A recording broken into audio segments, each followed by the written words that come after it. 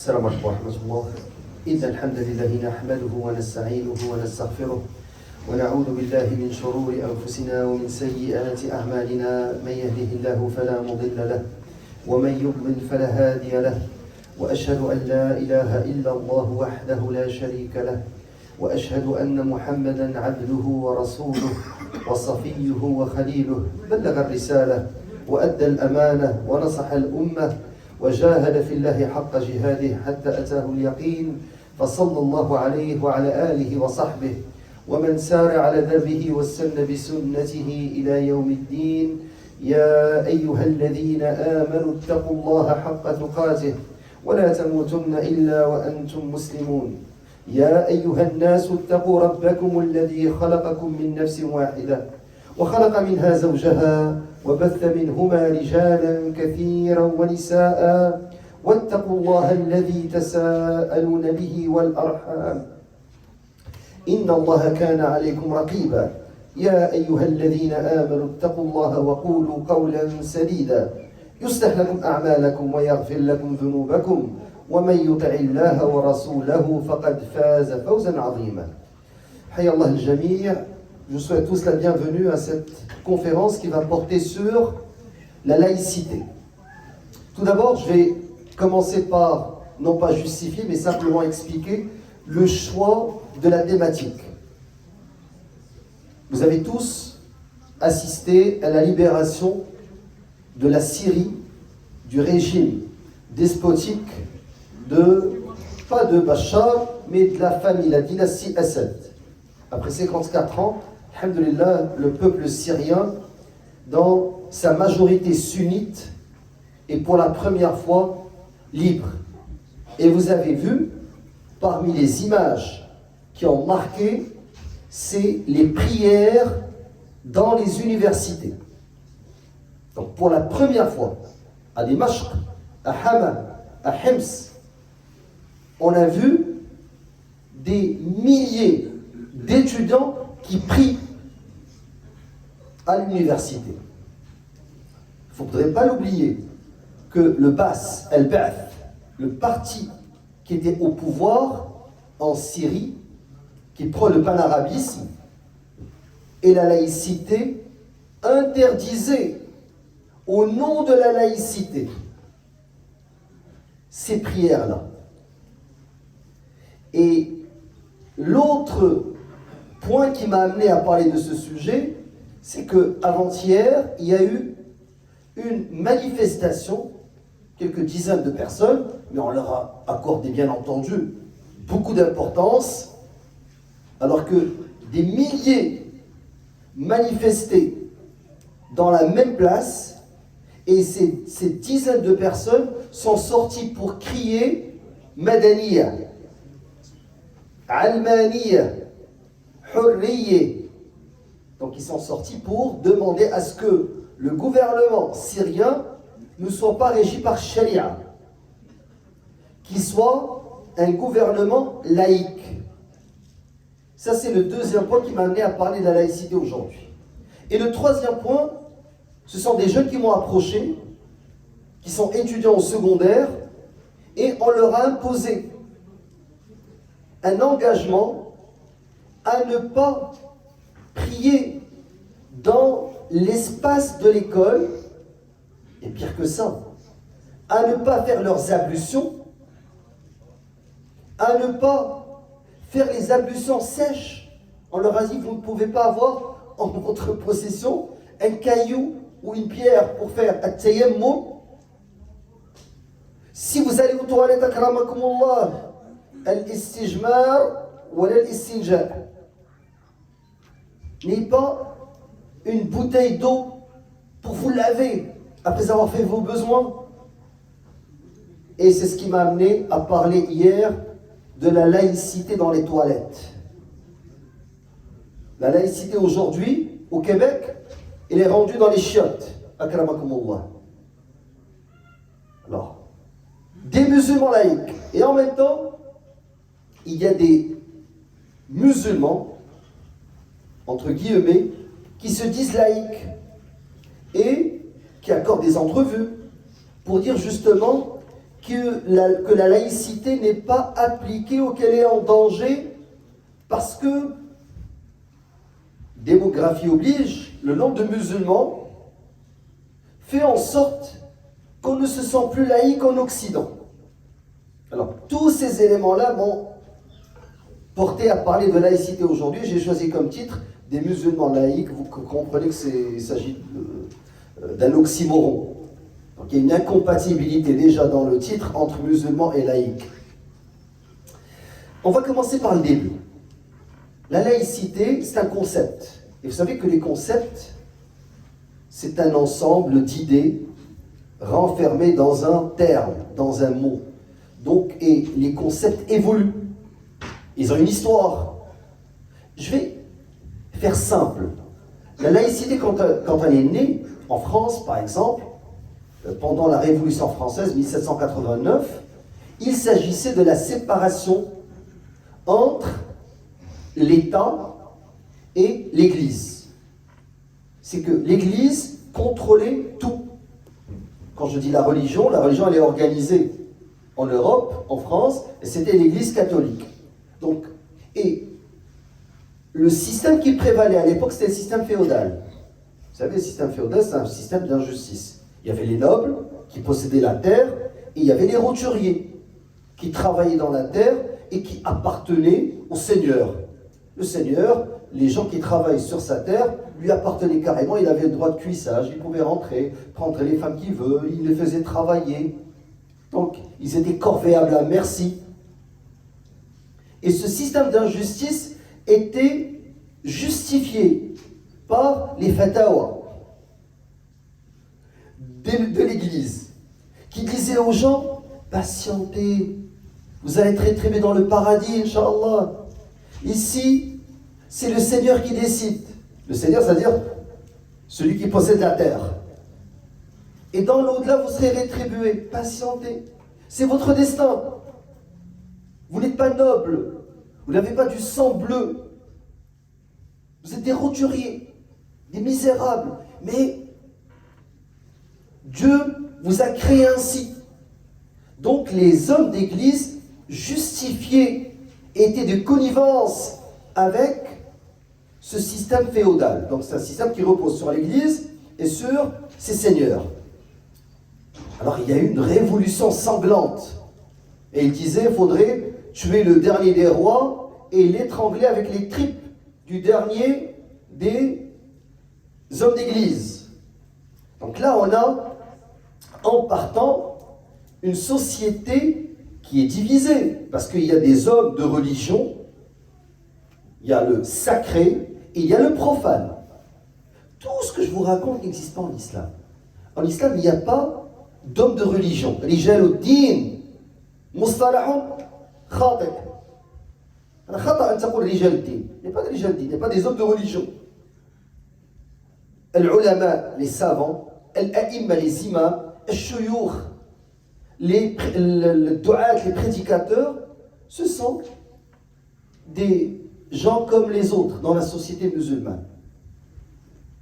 Et ils n'ont pas un statut d'homme de religion, comme c'est le cas des sociétés catholiques où il y a une séparation entre le sacré et le profane. Alors, dans l'Europe du Moyen-Âge, prévalait cette mainmise de l'Église sur l'ensemble de la société, de connivence avec les riches, ceux qui détiennent, qui possèdent la terre. Et une révolution sanglante, et la France a dit, maintenant on va assister à la séparation, le nouveau régime, séparation de la religion de l'État, séparation de la religion des institutions, séparation de la religion du pouvoir. Et l'idée de la laïcité, c'est que nous n'allons plus accorder davantage aux citoyens sur la base de leurs croyances. Personne ne sera privilégié parce que c'est un homme de religion. C'est ça l'idée. Bien entendu, il y a eu évolution. Et au fil du temps, la laïcité a fini par devenir la séparation de la religion de la vie. En général, plus du pouvoir, de la vie. C'est-à-dire que l'être humain ne vit plus comme un serviteur d'Allah Azza wa Jal. وَمَا خَلَقْتُ الْجِنَّ وَالْإِنسَ إِلَّا لِيَعْبُدُونَ. Dans le Coran, Allah nous dit, je n'ai créé les djinns et les hommes que pour qu'ils m'adorent. Donc, al-ghaya min hadihi al-hayat hiya ibadat Allah Azza wa Jal. Hiya iqamat at-tawhid fi al-ard. Le musulman, il vit pour adorer Allah Azza wa Jal. L'ibada, l'adoration, c'est pas seulement prier, ou jeûner, ou lire le Coran. L'ibada, comme l'a défini Cheikh l'Islam Ibn Taymiyyah, est ismun jami' لكل ما يحبه الله ويرضاه من الأقوال والأفعال الظاهرة والباطنة والبراءة من الشرك وأهله. Donc, l'adoration, c'est un terme général qui comprend toutes les paroles et les actions apparentes et cachées, celles du cœur, qu'Allah agrée. Donc, l'adoration, al-ibada, laysat hiya al-sha'air ta'abbudiyya. Donc l'adoration, c'est pas seulement le fait de jeûner ou de prier, comme le laissent entendre les laïcs et les laïcs enturbanés et barbus, les soufis par exemple, qui disent, une fois que tu es dans la mosquée ou dans Zawiya, tadhkurullah, tu fais l'évocation d'Allah. Si tu sors dans la vraie vie, la vie économique, la vie politique, là, ils appliquent le principe occidental, laissant ce qui appartient à César et ce qui appartient, c'est une parole de mécréance. Tout appartient à Allah, rien n'appartient à César. Donc, d'une certaine manière, la laïcité, elle a évolué, elle a fini par devenir une séparation entre la religion et la vie. Pourquoi il y a eu cette séparation? C'est que l'Europe, quand la religion était au pouvoir, était dans le Moyen-Âge. Asr al-Dhulumat. C'était les ténèbres. Et lorsqu'ils se sont débarrassés de la religion, ils ont pu accéder à la Renaissance. Maintenant, il faudrait comparer avec les sociétés musulmanes. Lorsque la religion était appliquée, nous étions les premiers en chimie, en physique, en maths, dans toutes les sciences, et les musulmans étaient ceux qui menaient le monde avec une base éthique, morale solide, et les lettrés, quand ils voulaient devenir pédants, ils disaient quelques mots en arabe en Europe. Donc, glisser quelques mots en arabe, ça faisait de la personne, du gentilhomme, quelqu'un d'instruit, de lettré, parce qu'il connaissait quelques mots arabes. Pas des mots latins ou grecs, non, arabes. Parce qu'à l'époque, l'arabe n'était pas seulement la langue des Arabes, c'est la langue de l'islam. Et que la recherche scientifique se faisait en arabe. Donc, nous, quand on compare la présence, la mainmise de la religion sur la société, dans les sociétés musulmanes, on la compare avec l'Occident, on se rend compte qu'il y a deux dynamiques, deux histoires qui sont opposées. Alors, l'Occident a fait cette révolution contre la religion et a imposé la laïcité. Maintenant, la laïcité au début, c'était, comme j'ai dit, cette séparation entre le pouvoir et la religion, puis entre la vie, parce qu'ils ont dit, regardez, quand la religion est là, mais la vie est pourrie. Parce que la religion, elle est falsifiée. Et ça va entraîner la mort des savants, ça va entraîner l'interdiction de la recherche scientifique. Alors, d'une certaine manière, ils se sont révoltés contre cette conception de la religion. Et on prenait la laïcité. Maintenant, ce concept de laïcité a commencé à évoluer, et aujourd'hui, on peut parler grosso modo, les chercheurs, c'est pas moi qui le dis, ils parlent de deux types de laïcité. Une laïcité dite ouverte, laïcité anglo-saxonne, américaine, canadienne, et une laïcité fermée, laïcité française ou la laïcité turque au temps de Mustafa Kemal Atatürk. Parce que même en Turquie, il y a eu une évolution.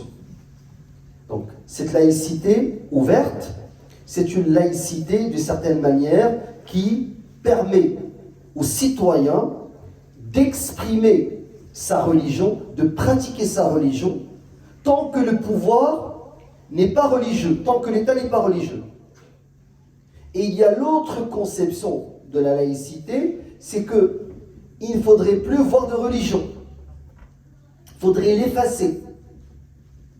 Et c'est cette religion aujourd'hui qui est, c'est cette laïcité aujourd'hui, la laïcité dite fermée, qui est instrumentalisée. C'est cette laïcité fermée qui est aujourd'hui instrumentalisée par des partis politiques, par des intellectuels, par des idéologues, pour justement lutter contre ce qu'ils prétendent être l'islamisation de l'Occident. Alors, ils disent que le rempart contre l'islamisation des sociétés, c'est la laïcité.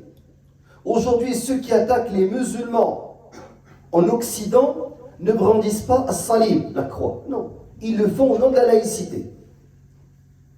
Et les attaques viennent de la gauche, qui défend la laïcité, et les attaques proviennent de la droite, qui défend la catholaïcité. Donc la droite, j'ai dit catholaïcité, bien sûr, ils disent la laïcité. Mais ils donnent des exemptions et des exonérations aux églises. Ils défendent la laïcité, ils font des déclarations de Notre-Dame, comme c'était le cas de Legault. Ils défendent la laïcité, mais ils souhaitent à la population de joyeuses fêtes chrétiennes, mais ils ne le font pas pour les autres fêtes musulmanes. Donc, juste pour vous dire que la question de la laïcité, aujourd'hui, elle est instrumentalisée pour, soi-disant, lutter contre l'islamisation de la société. C'est que il y a plusieurs penseurs, intellectuels, des partis politiques, qui aujourd'hui se disent nous avons besoin d'immigrants du Sud. On n'a pas le choix. Il faudrait les ramener parce que nos sociétés sont en déclin démographique et nous voulons continuer à être les meneurs du monde. Et si on laisse la jeunesse africaine, asiatique, dans le Sud, ils vont se développer et nous, on sera trop vieux pour maintenir notre rôle de meneur du monde. Donc, il faudrait aller chercher la crème de la crème, vous, pour venir construire l'Occident. Et jusqu'à présent, on n'y a pas de problème. Tout le monde est gagnant. Les gens viennent ici. Quand je dis tout le monde est gagnant, je rapporte. Ce n'est pas mon opinion, ce n'est pas mon point de vue. Mais là, ils disent, c'est pas assez. Il faudrait aller chercher la crème de la crème. Il faudrait faire du vol de matière grise. Mais en plus, on voudrait que leurs enfants, au nom de la laïcité, ne leur ressemblent plus. Il faudrait que la laïcité devienne une laïcité fermée qui, dans les écoles, va effacer l'identité musulmane de cette deuxième, troisième génération. Je ne sais pas si vous me suivez, mais aujourd'hui, la laïcité est instrumentalisée pour lutter contre l'islam. Je parle en Occident. Maintenant, est-ce qu'on peut être musulman laïque?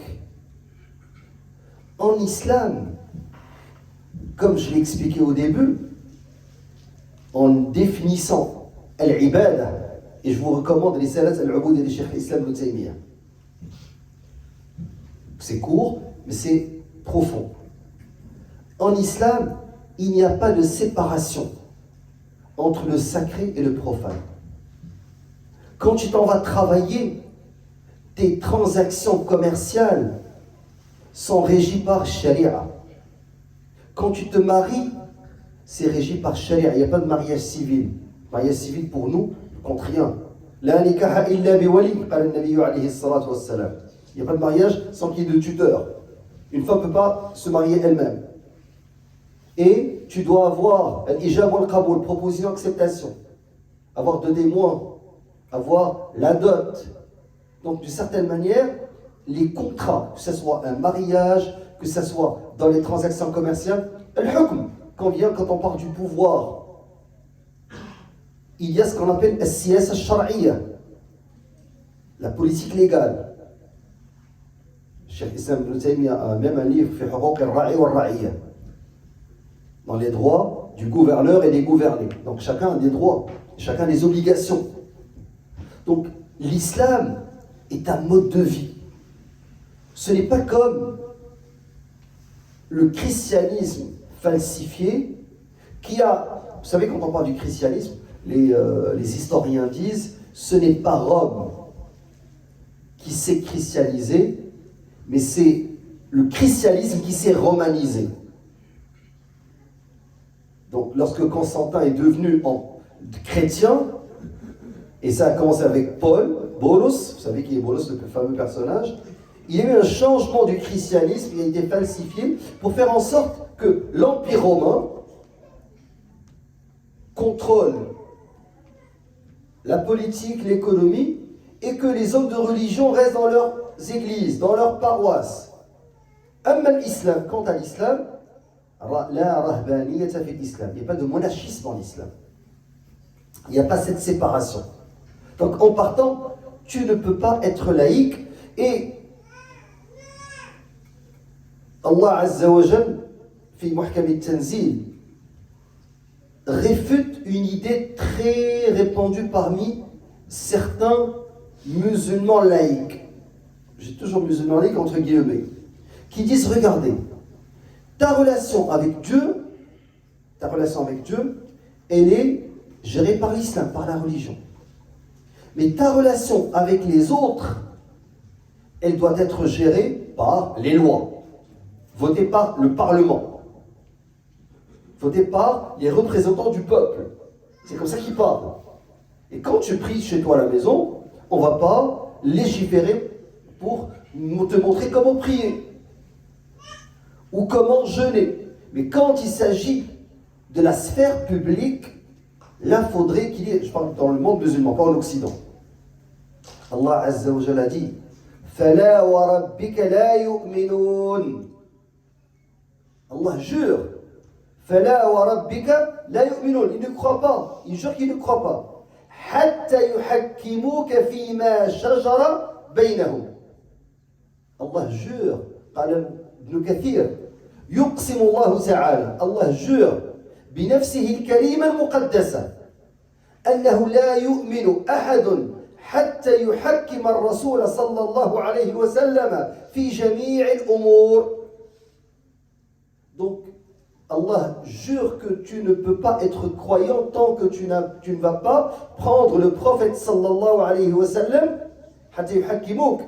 Le message est adressé au prophète sallallahu alayhi wa sallam, jusqu'à ce que le prophète sallallahu alayhi wa sallam soit juge. فيما شجر بينهم. شجر بينهم, donc c'est des relations interpersonnelles, c'est pas une relation avec Allah Azza wa Jalla. Donc ثم لا يجد في أنفسهم حرجا مما قضيت ويسلموا تسليما. Et ils doivent rien ressentir dans leur fort intérieur par rapport à tes jugements. ويسلموا, et qu'ils se soumettent. Maintenant vous allez dire le prophète sallam est mort, oui, sallallahu alayhi wa sallam, mais sa sunna elle est toujours parmi nous. Et ce point-là, quand on vérifie les livres de fiqh, tu trouves le premier tome, al-ibadat, les adorations. Deuxième tome, al-mu'amalat. Alors, d'une certaine manière, et l'islam, quand tu lis le Coran, tu trouves que dans l'Ahd al-Makki, l'époque mécoise, les sourates parlaient de l'aqida, parlaient de qasas, les récits de ceux qui nous ont précédés, n'est-ce pas? Et parlaient de tawhid. Mais l'Ahd al-Makki, l'époque médinoise, le Coran parle du mariage, du divorce, des transactions commerciales, de riba, l'usure, parle du djihad. Alors, il y a une législation qui nous a été révélée pour qu'elle soit appliquée. Alors, aujourd'hui, il y a des musulmans, par ignorance, pensent que l'islam permettrait la laïcité, je parle dans les sociétés musulmanes, et permettrait à tout un chacun d'être libre dans son comportement. Et certains répètent cette phrase qui est fausse: ta liberté finit là où commence la liberté de l'autre. N'est-ce pas?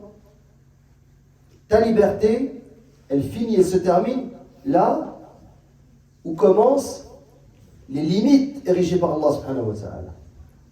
C'est pas l'autre qui décide où est-ce qu'elle termine ta liberté. Ta liberté, elle va se terminer lorsqu'il y a hududullah azza wa jal, les limites que le Coran nous impose. Et le musulman ne peut pas être libre de faire ce qu'il veut. Sa liberté, elle est balisée par les textes fondamentaux dans le Coran et dans la Sunna. Donc, ceux qui parlent d'une laïcité dans les sociétés musulmanes, et vous savez, je fais la différence entre les deux. Parce que l'extrême droite, ou quand je parle de l'extrême droite, vous savez, aujourd'hui, en Occident, il y a une victoire idéologique de l'extrême droite. Il faudrait vraiment, d'une certaine manière, avouer cela. Les partis centristes ou les partis de gauche aujourd'hui n'arrivent pas, sur le plan idéologique, à lutter contre les thèses de l'extrême droite. Ils ont fini par avoir le dessus. Et même les partis de gauche, d'une certaine manière, aux centristes, reprennent dans leur programme ce que l'extrême droite défendait depuis des décennies. Ils les reprennent, et même les musulmans qui votent en France ou ailleurs, ils finissent par... Regardez, Macron au début était présenté, par exemple en France, comme un rempart contre l'extrême droite. Mais ce qu'il a fait avec la loi sur le séparatisme musulman, c'est exactement ce que l'extrême droite voulait. Donc, ces idées-là, elles finissent par être appliquées en Occident, que ce soit des partis de gauche ou de droite. Et pourquoi elles finissent par avoir le dessus? C'est comme je vous l'ai dit, en Occident aujourd'hui, on parle sur le plan idéologique, on parle d'un clash de civilisation, on parle d'un déclin de l'Occident sur le plan des valeurs et d'une montée de l'islam, pas au niveau économique, pas au niveau politique, non, au niveau des idées de la pratique. Quand vous regardez les mosquées et que vous apercevez qu'il y a une jeunesse, qu'il y a une renaissance, et vous comparez cela avec les églises, les synagogues, et vous vous rendez compte qu'elles sont vides. Ça fait peur aux gens qui veulent absolument que l'Occident reste maître du monde au niveau des idées. On ne mène pas le monde avec des bombes ou des missiles. Vous savez, les Romains ont eu le dessus sur les Grecs, avec la force physique, avec la force militaire. Mais l'Occident jusqu'à aujourd'hui est marqué par la philosophie grecque. Donc, la démocratie, l'idée de la cité, tout ce qu'on répète aujourd'hui est pris des Grecs, pas des Romains. At-Tatar ou le Maroun, ils ont tué le calife, ils ont brûlé Bagdad, Asimat al-Khilafa, al-Abbasiyya. Après, ils se sont convertis à l'islam. Mais, faites attention, lorsque At-Tatar ou le Maroun dit que nous sommes musulmans, Cheikh l'Islam Ibn Taymiyyah, rahmatullah alayh, les a déclarés mécréants. Pourquoi il les a déclarés mécréants? Parce que Tatar, à l'époque, ils ont imposé al-Yasir. Qu'est-ce que l'Yasir? La fatwa de l'Yasir, ils ont dit ça, c'est notre constitution. Notre constitution, elle sera faite du Coran, des livres qui nous ont précédés, les évangiles, la Torah, Taurat, et les traditions tribales. un mélange, donc leur tradition tribale avec le Coran. Cheikh Issa Ibn Taymiyyah, il a dit, ça c'est de la mécréance. L'unique source de législation doit être l'islam. Et vous savez, les sources de législation, l'islam, Al-Qur'an, les sources de législation, il y a le Coran, il y a la sunna, il y a l'ijma', le consensus, et il y a al-qiyas, l'analogie. Les 4 madhahib s'entendent sur ça. Ensuite, ils divergent sur autre chose. Donc, dans les législations musulmanes, à part ces 4, il y a d'autres éléments. Par exemple, l'imam Malik va privilégier, rahmatullahi alayh, amal al-Madina, les actes des gens de Médine. L'imam Ahmed, la parole, qawl sahabi, la parole du compagnon. Il y a al-istihsan, il y a al-urf, la norme sociale.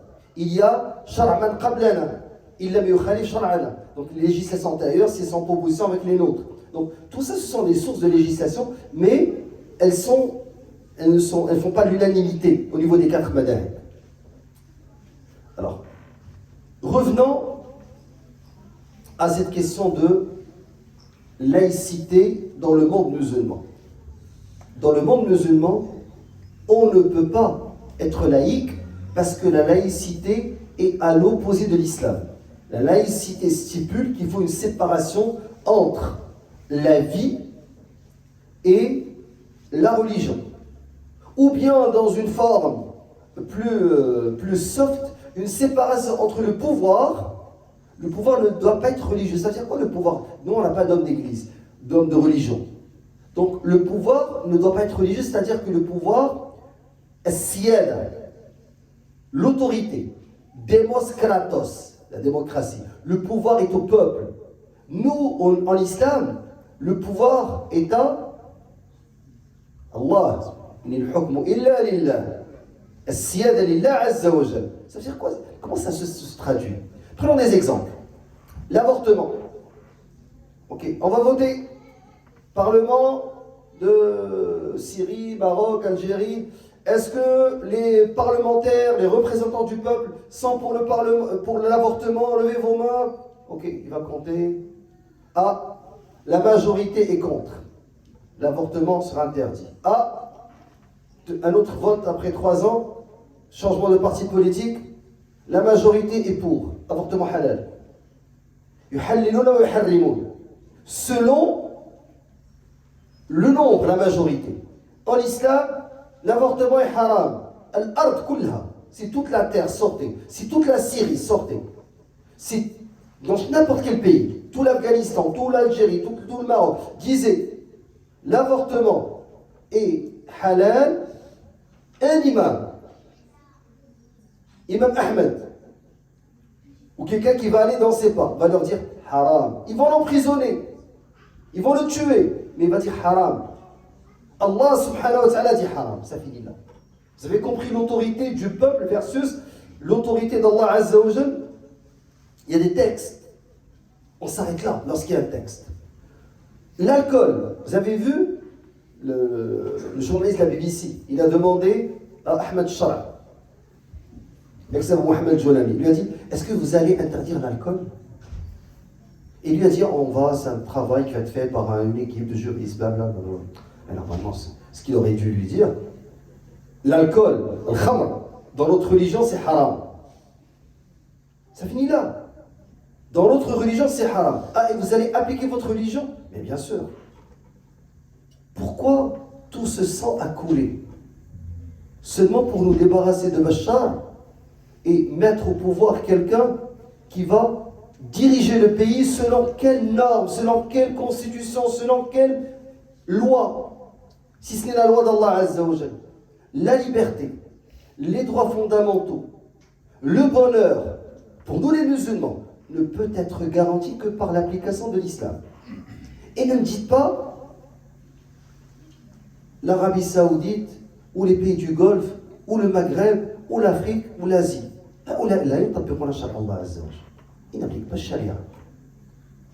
Et faites attention, le sharia, ce n'est pas cette caricature de simplement fouetter, lapider, couper des mains. Parce qu'il y a d'autres personnes, quand tu leur dis sharia, ils te disent ah, sharia al-hudud. Non, sharia n'égale pas le hudud. Quand on lit les textes, quand on voit l'histoire musulmane, on se rend compte que al-hudud font partie de sharia, on ne le nie pas. Mais elle est plus portée sur l'éducation que sur la répression. Mais la répression existe. Sauf que dans une société équitable où les gens sont dirigés par la crainte d'Allah Azza wa Jal, stish'ar raqaba, ils se sentent épiés. Allah wa raqib, Allah les regarde. Basir, Allah Azza wa Jal est audient, samir. Dans une société où est-ce que les gens croient dans le jour du jugement dernier, et il y a une résurrection après la mort, et il y a un paradis, un enfer, dans cette société idéale islamique, où est-ce que les jeunes apprennent, non pas de TikTok et d'Instagram, leurs valeurs, mais ils prennent leurs valeurs des modèles qui sont les prophètes, les messagers, les sahaba. Dans cette société, la répression sera pas minoritaire. Elle sera nécessaire, mais pour des cas vraiment, je dirais, extrêmes. Parce qu'il n'y en aura pas. Al-Rasoul, alayhi salatu wassalam, combien de fois il a lapidé, combien de fois il a coupé de main, combien de fois il a fouetté, ça se compte sur le bout des doigts. Parce que la société était dirigée par l'iman, par la foi. Parce que les gens craignaient Allah Azza wa Jal. Parce qu'il y avait la justice. Et subhanallah, vous n'avez pas remarqué une chose. Wallah, moi ça m'a... c'est une parenthèse. La moitié du peuple syrien se trouve à l'étranger. 60% ce sont des déplacés. 60% ce sont des déplacés. 25% des réfugiés à travers le monde sont syriens aujourd'hui. Bachar, il a chassé 60% de son peuple. Combien il y avait de mendiants dans les rues? J'en ai pas vu. Vous avez vu les vidéos de Hims, Hama, Halab? Est-ce que vous avez vu des mendiants? Non. Subhanallah, c'est quelque chose qui m'a marqué. Il n'y a pas de gens qui tendent leurs mains. Et la justice vient de commencer aujourd'hui. Ce n'est pas encore appliqué à 100%. Mais dans une société musulmane, il y a cette dignité. Non pas du citoyen, mais il y a cette dignité de ton frère. Tu veux que ton frère préserve sa dignité, qu'il ne tend pas sa main, qu'il ne soit pas piétiné, qu'il ne soit pas traité comme quelqu'un qui n'a pas de dignité. Et ça, subhanallah, c'est dans le monde musulman aujourd'hui, l'absence de l'application de charia fait en sorte qu'il y a cette injustice qui pousse les gens à mal se comporter. Alors, je reviens.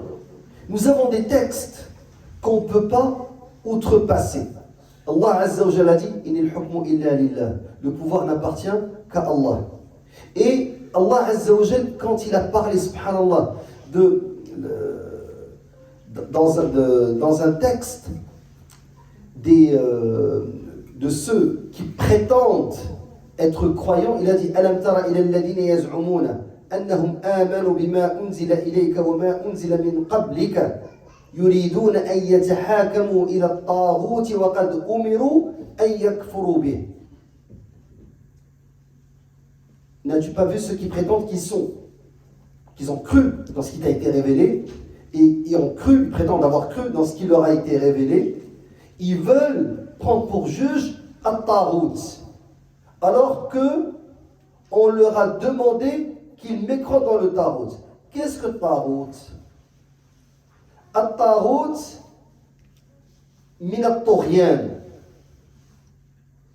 wa huwa ismun لكل ما تجاوز حده كل ما عبد من دون الله وهو راض كل معبود أو متبوع comme l'a défini Ibn al-Qayyim رحمه الله كل معبود أو متبوع أو مطاع من دون الله. Donc الطاغوت par défaut, si tu ne prends pas Allah Azza wa Jal pour juge, si tu n'appliques pas la législation d'Allah Azza wa Jal, tu es par défaut un adorateur du taghut. Et le tarot, c'est tout ce qui dépasse ses limites. Tout ce qui est, tout ce qui est suivi, obéi ou adoré. C'est pas seulement adoré. Suivi, obéi ou adoré en dehors des limites qu'Allah subhanahu wa ta'ala a exigées. Al-Rasul alayhi salatu wa salam, lorsqu'il a récité ittakhadhu ahbarahum wa ruhbanahum arbaban min dunillah, lorsqu'ils ont pris leurs ahbar wa ruhban, leurs gens d'église, leurs rabbins, leurs moines, des divinités en dehors d'Allah. As-Sahaba dit, Ya Rasulallah, nous ne les avons pas adorés. Sahabi qui était chrétien, il a dit au prophète alayhi salatu wassalam, nous ne les avons pas adorés. Et le prophète sallallahu alayhi wa sallam lui a dit, ne vous ont-ils pas rendu le halal haram? Le fait de rendre le halal haram, ils vous ont rendu halal ce qui était haram, et vous ont rendu haram ce qui était halal. Il a dit oui, et vous leur avez obéi, oui. Tilka ibadatuhum, c'est ça leur adoration. Donc l'adoration, c'est pas seulement se prosterner. L'adoration, comme je l'ai expliqué au début, c'est un terme générique qui renferme tout ce que Allah Azza wa Jalla agrée. Donc il y a cet élément aussi qui doit être présent dans nos esprits lorsqu'on parle de la laïcité dans le monde musulman.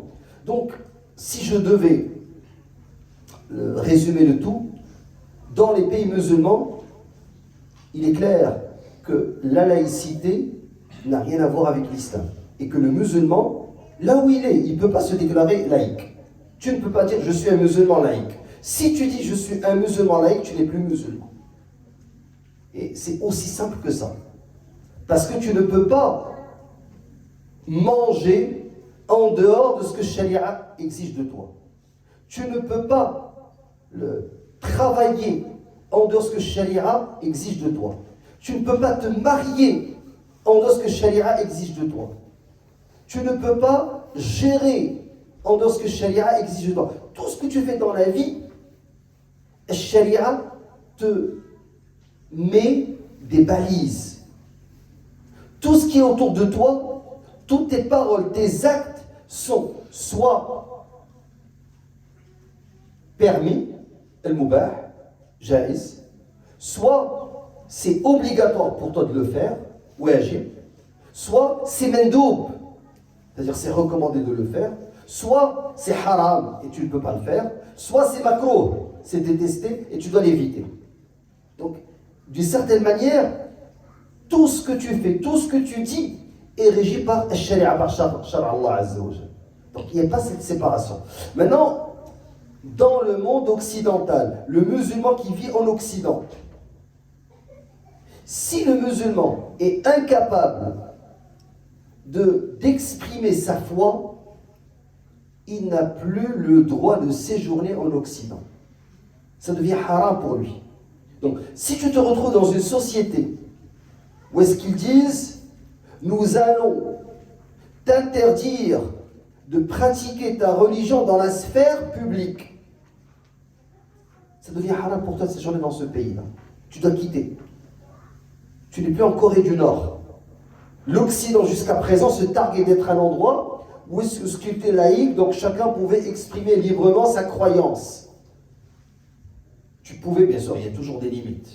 Et les gens, chaque fois, quand ils caricaturent, disent « Ah, l'Occident n'a pas le droit d'être polygame ». C'est pas seulement la polygamie. Il y a tellement d'éléments que vous savez qui sont interdits en Occident, mais Al-Ilm, quand ils ont parlé de le statut d'habiter dans un pays non islamique, ils ont dit il y a des conditions. La première condition, idhar ad-din. Tu dois être en mesure de montrer ta religion, de l'exprimer ouvertement. Et idhar ad-din, ils ont dit par exemple al-hijab. Le hijab est combattu dans plusieurs sociétés. Ils ont dit al-adhan. Ils ont dit al-lihya. Ils ont dit al-masajid. As-salawat fil masajid. Donc, si tu es dans un lieu, dans un pays où est-ce qu'on t'interdit d'avoir des mosquées, tu ne peux plus séjourner. Shar'an. Si tu es, et je ne parle pas de l'hukm al-hijra, l'hijra qa'ima ila yawm as-sa'a. Donc l'hijra va toujours exister. Il est toujours une obligation. Le musulman doit toujours planifier pour faire l'hijra min dar al-kufr dans l'islam. Je ne parle même pas de ça. Non, je parle, est-ce que tu peux résider temporairement dans un pays qui n'est pas musulman? Il y a des conditions. Première condition, idharuddin. Le Cheikh Ibn Uthaymin a dit la deuxième condition, as-salama min al-fitan. Fitan al-shubuhat wa shahawat. Donc tu dois être préservé des tentations, des ambiguïtés. Comment être préservé des tentations? يجب أن يكون لك دين تدفع به الشهوات وعلم تدفع به الشبهات. Donc dès que tu habites dans, si tu étais en Algérie, au Maroc, en Tunisie, n'importe quel pays musulman, je ne parle pas d'État, je parle de pays, il y a encore une société mouchama qui est régie par des valeurs islamiques, même si les lois ne sont pas islamiques. Mais tu es dans un pays musulman. En Occident, tu es dans un pays qui n'est pas musulman, dans un État qui n'est pas musulman. Mais avec la laïcité dite ouverte, on permettait aux musulmans d'être traités comme n'importe quel citoyen. Ils pouvaient exprimer librement sa religion. Aujourd'hui, la nouvelle donne, c'est que dans plusieurs États occidentaux, il y a une instrumentalisation de la laïcité pour lutter contre ce qu'ils prétendent être l'islamisation de la société. Quelle islamisation? Au niveau des lois? Non. Au niveau des institutions? Pas du tout. Ils disent, ah, il y a trop de halal. Quand on va acheter dans un supermarché, on trouve qu'il y a les halal. Ils n'ont pas vu kosher, ils ont vu seulement halal.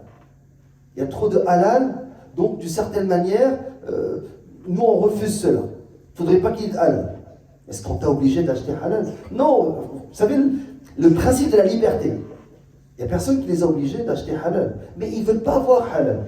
Ah, les musulmans font preuve de prosélytisme. Ils nous imposent leur religion. Est-ce que, et à chaque fois ils donnent mon exemple, est-ce que j'ai déjà imposé quoi que ce soit? Est-ce que j'ai dit aux gens, venez vous convertir de force? Les gens qui m'appellent, qui viennent à la mosquée pour se convertir, est-ce qu'on leur a donné des incitatifs? On ne donne rien. Ce sont eux qui donnent des dons. Donc les gens qui viennent prier, ou qui viennent écouter les prêches, ou les doros, ou se convertir, ce sont eux qui contribuent. Il n'y a pas de contrainte en islam. La ikraha fi ddin. Mais il faut continuer. قد تبين الرشد من الغي فمن يكفر بالطاغوت ويؤمن بالله فقد استمسك بالعروة الوثقى لا انفصام لها والله سميع عليم. الله ولي الذين آمنوا يخرجهم من الظلمات إلى النور والذين كفروا أولياءهم الطاغوت يخرجونهم من النور إلى الظلمات. Donc أولئك أصحاب النار هم فيها خالدون. Donc les gens, subhanallah, quand ils parlent de l'Occident aujourd'hui, ils veulent dépeindre les musulmans comme une minorité qui veut imposer sa religion. Ils nous disent, ah, les musulmans prient dans les rues, ils veulent nous obliger à prier. Qui t'oblige à prier? Ah, ils bloquent les rues. Vous avez compris, on parle des manifestations pro-palestiniennes. Et ils ne veulent pas qu'il y ait de manifestations pro-palestiniennes. Donc ils disent, ah, nous, ce qui nous dérange, ce n'est pas la manifestation, mais c'est la prière. Et si tu ne pries pas, ils vont dire, ah, ce qui nous dérange, c'est pas la manifestation, mais c'est le grand nombre de personnes, faudrait gérer la foule, c'est ce peut qu'il y ait des accidents. Wala hawla wala quwwata illa billah.